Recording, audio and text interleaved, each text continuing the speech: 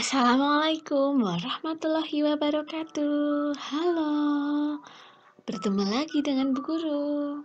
Selamat pagi anak-anak kelas 2 SD Muhibah. Semoga semuanya sehat selalu ya. Nah, sebelum belajar kita membaca basmalah terlebih dahulu ya. Bismillahirrahmanirrahim. Hari ini kita akan belajar tentang materi kelas 2, tema 1 hidup rukun, subtema 4 hidup rukun di masyarakat, bagian 1 ya. Nah, perhatikan materi berikut ini.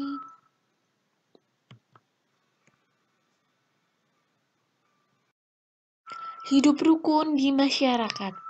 Nah, ada yang sudah tahu apa itu hidup rukun di masyarakat? Ya, hidup rukun di masyarakat adalah hidup rukun yang saling menghormati, menghargai, dan menyayangi antar sesama manusia di lingkungan masyarakat. Nah, kemudian hidup rukun di masyarakat itu yang seperti apa? Nah, untuk lebih jelasnya perhatikan gambar di bawah ini ya. Ya, yang pertama gambarnya adalah ada lingkungan rumah yang kotor. Banyak sampah di jalan dan selokan. Rumah-rumah tidak terawat. Warga tidak rukun dan tidak mau bekerja sama. Sehingga warga juga tidak nyaman tinggal di lingkungan tersebut. Nah, jika rumah kita lingkungannya kotor, banyak sampah, kita juga pasti akan tidak nyaman tinggal di lingkungan tersebut kan? Ya, kemudian perhatikan lagi contoh gambar yang kedua. Dari gambar tersebut, kita sudah dapat melihat tidak ada sampah berserakan di jalanan. Dan selokannya pun bersih. Nah, rumah-rumah juga bersih dan terawat. Warga selalu rukun dan bekerja sama.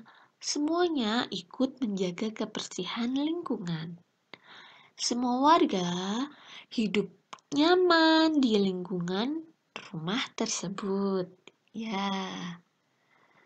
Jadi, dari kedua gambar tersebut, anak-anak dapat menyimpulkan bahwa kita semua harus menjaga kerukunan di masyarakat. Kita akan hidup tenang jika semua warga rukun.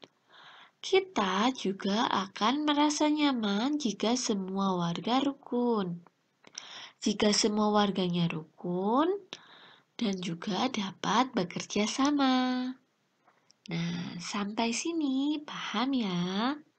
Bahwa dimanapun kita berada, kita harus selalu hidup rukun, ya, menjaga kerukunan. Nah, kemudian perhatikan materi selanjutnya. Nah, untuk pengamalan Pancasila di masyarakat, pada sila pertama, kira-kira contohnya apa saja? Contoh yang pertama yaitu berdoa sebelum melakukan kegiatan. Nah, jika kita sudah hidup rukun di masyarakat, kita juga harus selalu ikut kegiatan yang ada di masyarakat. Nah, sebelum melakukan kegiatan yang akan dilaksanakan di masyarakat, kita semua juga harus berdoa terlebih dahulu sebelum melakukan kegiatannya. Nah, kemudian contoh yang kedua yaitu, saat kita sedang melaksanakan kegiatan di masyarakat, kita juga harus selalu mengingatkan orang lain untuk beribadah apabila sudah saatnya waktu untuk beribadah. Nah, seperti contoh yang kedua ini, yaitu Sebentar lagi waktumu beribadah, kamu pulang dulu saja. Nah, temannya ada yang mengingatkan dia untuk beribadah karena waktunya sebentar lagi waktu untuk beribadah, sehingga dia diingatkan agar dia pulang terlebih dahulu. Nah, jika kalian sedang berada di masyarakat, kalian juga harus seperti itu ya, harus saling mengingatkan antar teman satu dan yang lainnya untuk melaksanakan ibadah sesuai dengan waktunya. Kemudian, pengamalan Pancasila di masyarakat, sila kedua. Contohnya, yang pertama adalah membantu tetangga yang kesusahan. Nah, di contohnya terdapat rumah yang sedang terjadi kebakaran. Nah, jika tetangga kita mengalami bencana, yaitu contohnya salah satunya adalah kebakaran, maka kita juga harus membantunya untuk memadamkan api tersebut. Jadi, dengan tetangga kita pun harus saling membantu sama lain. Contoh yang kedua yaitu menjenguk warga yang sakit. Nah, jika di lingkungan kita terdapat tetangga ataupun warga yang sedang sakit, kita pun harus menjenguknya untuk mengetahui keadaan tetangga kita tersebut, bagaimana keadaannya, apakah sakitnya sudah sembuh atau belum. Nah, selain itu, dengan menjenguk kita juga dapat mendoakan dan juga menghiburnya agar cepat sembuh. Nah, begitu ya anak-anak. Kemudian, pengamalan Pancasila di masyarakat pada sila ketiga. Nah, contohnya adalah yang pertama yaitu menjaga keamanan bersama-sama atau biasanya kita sebut dengan ronda ya, ronda malam ya. Nah, ini biasanya dilaksanakan pada saat malam hari. Nah, nanti orang yang sudah ditugaskan ikut ronda malam tersebut yaitu seluruh warga pada lingkungan tersebut. Nah, biasanya sudah terjadwal pada hari apa saja dia rondanya. Nah, orang tersebut nanti akan berkeliling untuk menjaga keamanan rumah warga mereka. Kemudian contoh yang kedua yaitu bersama-sama ikut serta dalam kegiatan masyarakat. Nah, apabila kita sedang akan melaksanakan kegiatan bermasyarakat. Nah, contohnya kegiatan bermasyarakat itu apa saja? Salah satunya yaitu saat seperti kemarin kita telah melaksanakan kegiatan 17 Agustus. Nah, biasanya kita akan menghias lingkungan masyarakat atau lingkungan rumah kita dengan berbagai macam hiasan untuk menyemarakan hari kemerdekaan. Nah, saat membuat hiasan tersebut, biasanya seluruh warga bersama-sama ikut serta dalam kegiatan masyarakat tersebut. Nah, seperti itu ya anak-anak. Kemudian, pengamalan Pancasila di masyarakat pada sila keempat yaitu contoh yang pertama adalah mengadakan pemilihan kepala desa dengan cara pemungutan suara. Ya, apabila sudah waktunya untuk pemilihan kepala desa, maka semua warga yang sudah mendapatkan hak pilihnya, maka diwajibkan untuk mengambil suara mereka, yaitu ikut serta dalam pemungutan suara. Kemudian contoh berikutnya, melakukan musyawarah untuk menentukan kegiatan pemeliharaan lingkungan. Nah, biasanya sebelum melakukan kebersihan atau pemeliharaan lingkungan di sekitar rumah ataupun tempat tinggal kalian, para warga akan berkumpul dulu menjadi satu. Nah, mereka bermusyawarah di dalam kegiatan tersebut. Ya, musyawarah itu apa? Yaitu membahas kegiatan yang akan mereka lakukan. Sebaiknya seperti apa? Seperti itu ya. Pengamalan Pancasila di masyarakat pada sila kelima, yaitu contoh yang pertama adalah mengumpulkan bantuan untuk korban bencana. Nah, saat terjadi bencana di daerah kita, maka kita juga dapat saling membantu. Nah, salah satunya yaitu dengan mengumpulkan bantuan. Nah, kemudian bantuan tersebut disalurkan pada korban bencana alam.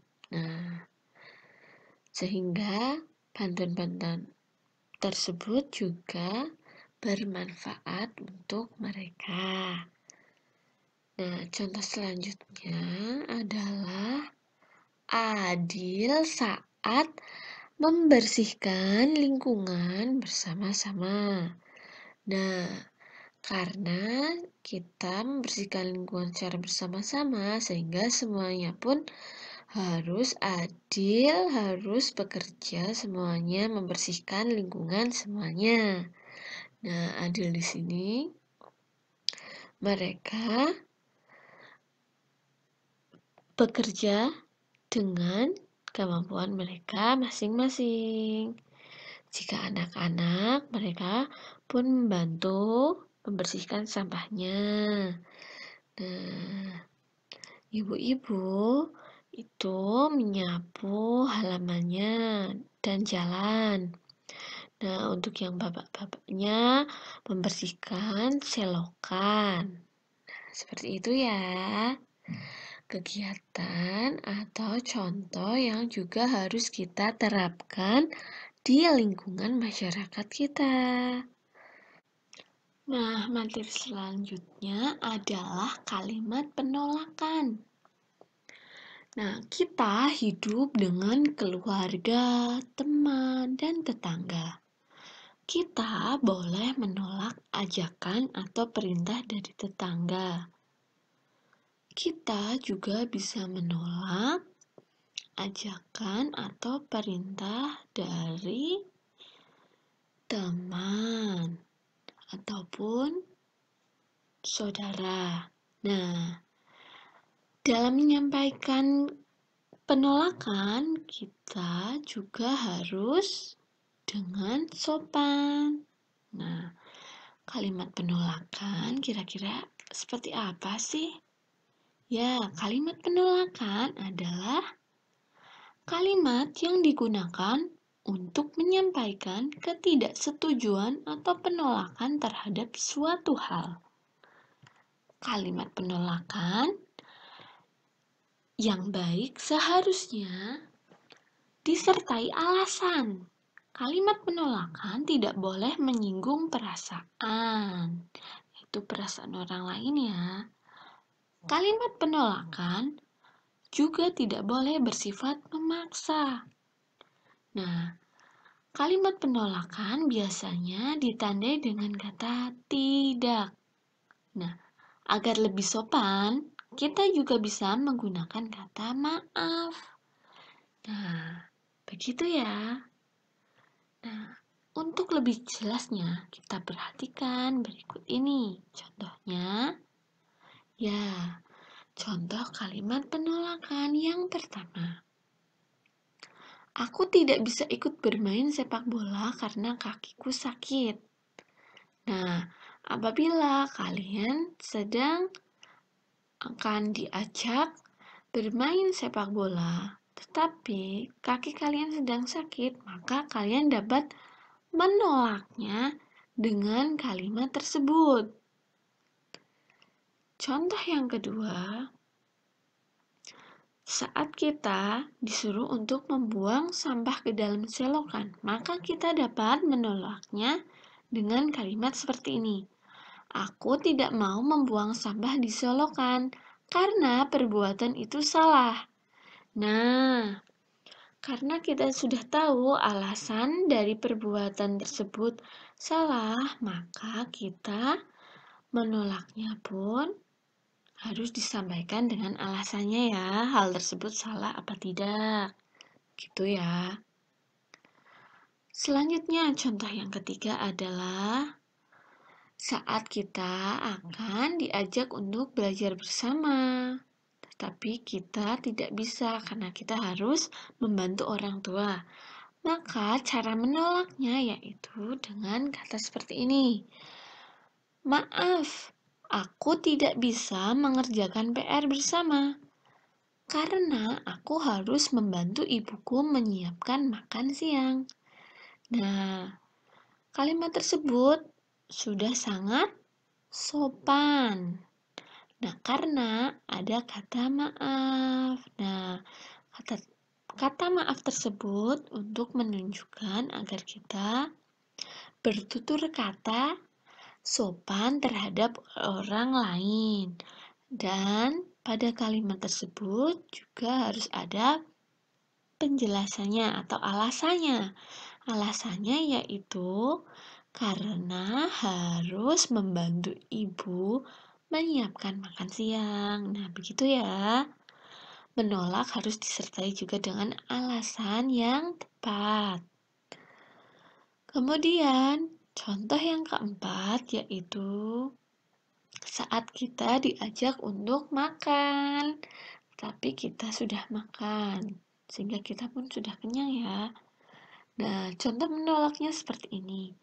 Maaf, aku tidak mau makan karena masih kenyang.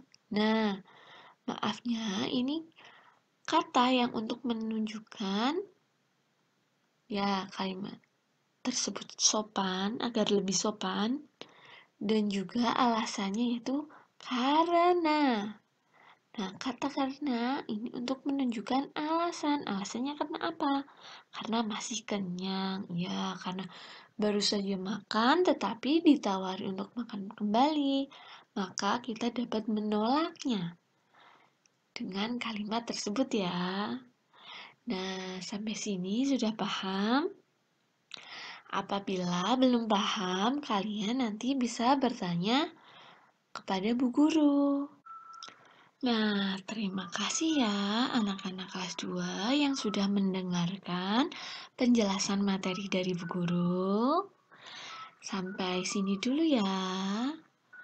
Wassalamualaikum warahmatullahi wabarakatuh.